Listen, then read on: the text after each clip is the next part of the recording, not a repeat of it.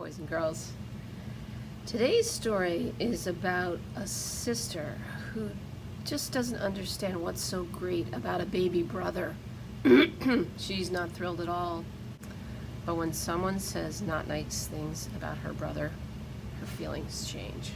Maybe you felt that way too. I hope you enjoy this story. Julius, the Baby of the World, written and illustrated by Kevin Hanks.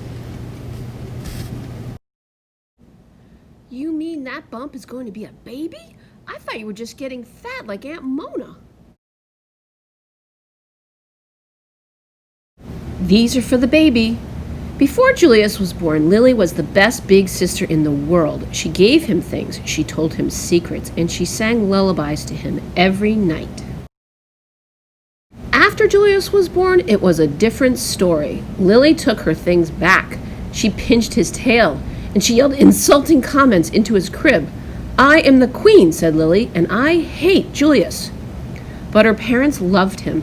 They kissed his wet pink nose, and they admired his small black eyes, and they stroked his sweet white fur. Lily thought his wet pink nose was slimy. She thought his small black eyes were beady, and she thought his sweet white fur was not so sweet, especially when he needed his diaper changed.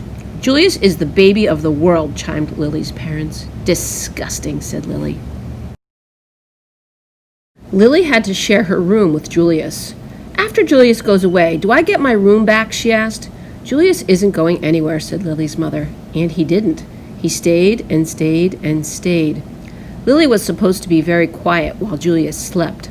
"After Julius goes away, can I talk like a normal person again?" she shouted.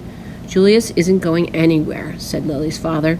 And he didn't. He stayed and stayed and stayed. "We want Julius to grow up to be as extraordinary as you," said Lily's mother, "so we must tell him constantly how beautiful he is and how much we love him." When no one was looking, Lily had her own ideas. "We want Julius to grow up to be as clever as you," said Lily's father, "so we must sing him his numbers and letters whenever possible." When no one was looking, Lily had her own idea. Lily's parents were more than a bit doubtful about leaving the two of them alone together. Lily tried to frighten Julius with her nifty disguises. She learned magic and tried to make him disappear. When that didn't work, she simply pretended that he didn't exist. Lily spent more time than usual in the uncooperative chair. Lily's parents showered her with hugs and kisses and treats of all shapes and sizes. They even let her stay up 15 minutes later every night. It didn't matter. Nothing worked. "I am the queen," said Lily, "and I hate Julius." But her parents loved him. They kissed his wet pink nose, they admired his small black eyes, and they stroked his sweet white fur. "Julius is the baby of the world," chimed Lily's parents. "Disgusting," said Lily. Lily's parents were amused when Julius blew a bubble. "Can you believe it?" they exclaimed. But if Lily did the exact same thing, they said, "Lily, let's mind our manners, please." Lily's parents were dazzled when Julius babbled and gurgled. "Such a vocabulary," they exclaimed. But if Lily did the exact same thing, they said, "Lily, let's act our age, please." Lily's parents were amazed when Julius screamed. "What lung capacity!" they exclaimed. But if Lily did the exact same thing, they said, "Lily, let's restrain ourselves, please." One morning, while Lily was busy playing opera, her mother said, "Why don't you put some of that verbal exuberance to good use? Why don't you tell Julius a nice story?" "He's too little to understand a story," said Lily. "He can understand it in his own way," said Lily's mother. "Okay," said Lily, smiling. "Julius, the germ of the world, by me," said Lily. Once upon a time, there was a baby. His name was Julius. Julius was really a germ. Julius was like dust under your bed. If he was a number, he would be 0. If he was a food, he would be a raisin. 0 is nothing. A raisin tastes like dirt. The end, said Lily. The story earned her 10 minutes in the uncooperative chair. Lily warned her friends Chester and Wilson and Victor about babies. "Trust me, they're dreadful," she said. She warned strangers about babies too. "You will live to regret that bump under your dress," she said. Lily ran away 7 times in one morning. I'm really leaving this time, she called. Who knows where they'll find me? The same afternoon, Lily had a tea party, and everyone came.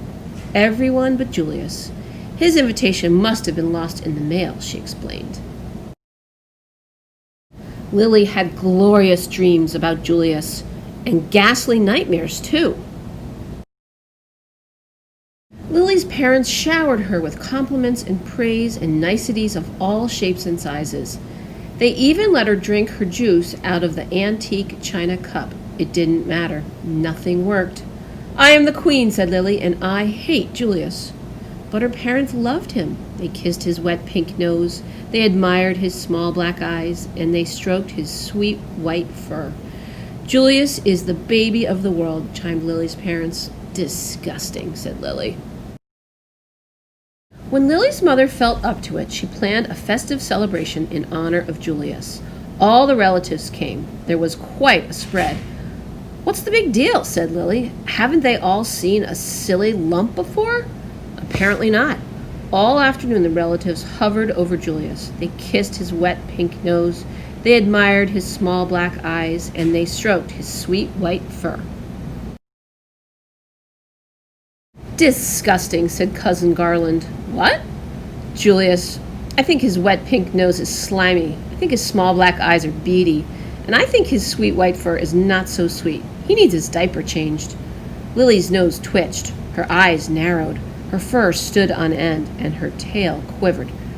You're talking about my brother, said Lily. And for your information, his nose is shiny, his eyes are sparkly, and his fur smells like perfume.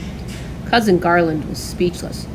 He can blow bubbles, continued Lily. He can babble and gurgle, and he can scream better than anyone. Cousin Garland tried to slink out of the room. Stop, said Lily. I am the queen. Watch me closely. Lily picked up Julius. She kissed his wet pink nose. She admired his small black eyes, and she stroked his sweet white fur. Your turn, said Lily, handing Julius over to Cousin Garland. Kiss, admire, stroke, Lily commanded. Now repeat after me. Julius is the baby of the world. Julius is the baby of the world, said Cousin Garland. Louder, said Lily. Julius is the baby of the world. And from then on, he was, in everyone's opinion, especially in Lily's. We're almost twins.